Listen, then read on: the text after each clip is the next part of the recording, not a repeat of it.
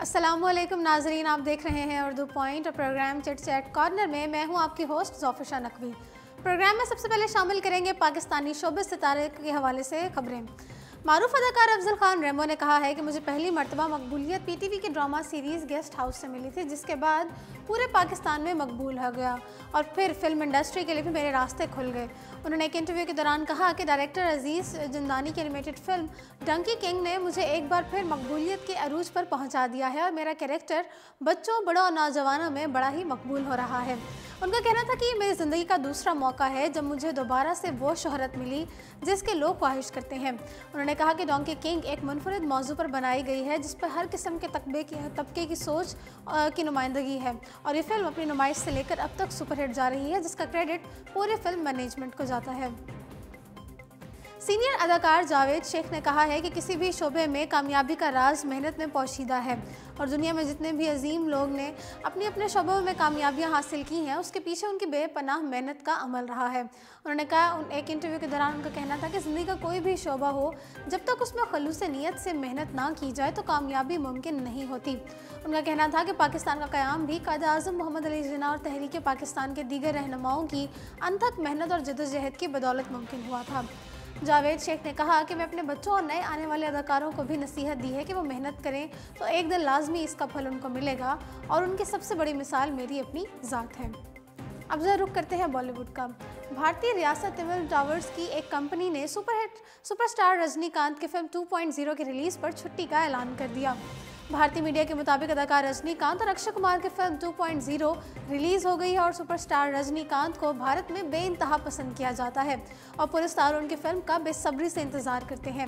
हाल ही में भारतीय रियासत तमिलनाडु की एक कंपनी ने get set go and trend institute ने रजनीकांत से अपनी मोहब्बत का सबूत देते हुए फिल्म 2.0 की रिलीज़ पर अपने मुलाजमीन को छुट्टी दी है ताकि वो फिल्म को भरपूर अंदाज में एंजॉय कर सकें। यहाँ तक कि कंपनी मालिकान ने तमाम मुलाजमीन को फिल्म के मुफ्त टिकट्स भी दिए हैं। दूसरी जानिब फिल्मी तजिया निगार तरन आदर्श ने फिल्म 2.0 को ब्लॉकबस्टर करार देते हुए 5 स्टार्स दिए हैं और फिल्म में अक्षय कुमार की अदाकारी को सराहते हुए रजनीकांत को बॉस करार दिया है। वाज़ेह है कि फिल्म 2.0 550 करोड़ के बजट के साथ बॉलीवुड की महंगी तरीन फिल्म है जिसमें अक्षय कुमार, रजनीकांत और एमी जैक्सन मरकजी किरदार निभा रहे हैं। नाज़रीन, भारत में फिल्मों को ऑनलाइन लीक करने वाली गैर कानूनी वेबसाइट टिमर रोकर्स ने 2.0 को चंद घंटों बाद ही लीक करके अपनी धमकी पर अमल कर दिखाया है। गुज़श्ता माह गैर कानूनी वेबसाइट टिमर रोकर्स ने सुपरस्टार रजनीकांत और अक्षय कुमार की फिल्म 2.0 को ऑनलाइन लीक करने की धमकी दी थी। गैर कानूनी वेबसाइट की इंतजामिया की धमकी को संजीदगी से लेते हुए भारतीय अदालत ने इंटरनेट सर्विस मुहैया करने वाली कंपनियों को फिल्म को ऑनलाइन लीक करने वाली वेबसाइट्स के खिलाफ कार्रवाई का हुक्म दिया था। ताहम टिमर रोकर्स को किसी का खौफ नहीं था। अदालती अहकाम के बावजूद इसने अपनी धमकी पर अमल कर दिखाया और फिल्म के रिलीज़ के चंद घंटों बाद ही 2D विजन में फिल्म को लीक कर दिया। ऑनलाइन लीक होने पर ऑस्कर अवार्ड याफ्ता मौसीकार नसीबल ने गुस्से का इजहार करते हुए रजनीकांत के मद्दाहों से फिल्म लीक करने वालों को सबक सिखाने का मुतालबा किया है। दूसरी जानिब फिल्म लीक होने से उसका असर फिल्म के बिजनेस पर पड़ेगा, जिससे फिल्म को करोड़ों का धचका लगेगा। फिल्म ज़ीरो के हिदायतकार आनंद एल रॉय ने बॉलीवुड किंग शाहरुख खान की तारीफों के पुल बांध दिए हैं।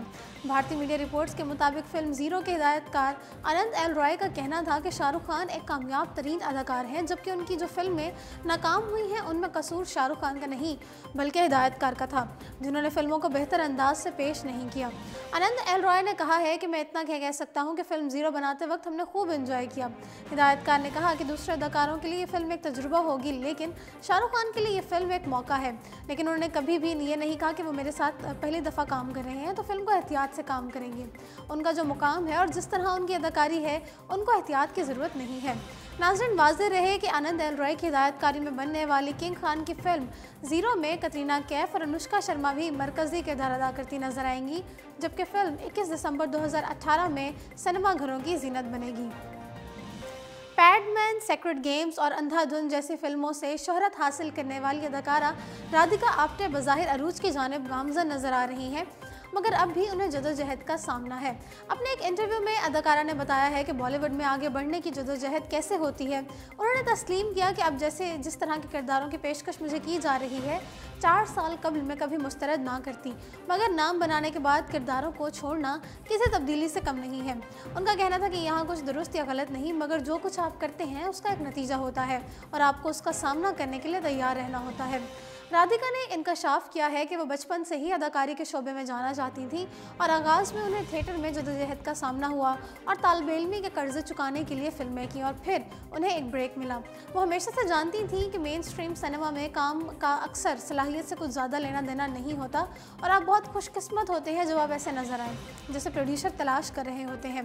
उन्होंने ये भी बताया कि कुछ अर्सा पहले उन्हें एक किरदार के लिए मुंतखब कर लिया गया था, मगर कॉन्ट्रैक्ट पर दस्तखत के दौरान मुस्तरद कर दिया गया। उनका कहना था कि मैंने बहुत ज़्यादा वज़न बढ़ा लिया है और मुझे निकाल बाहर किया गया।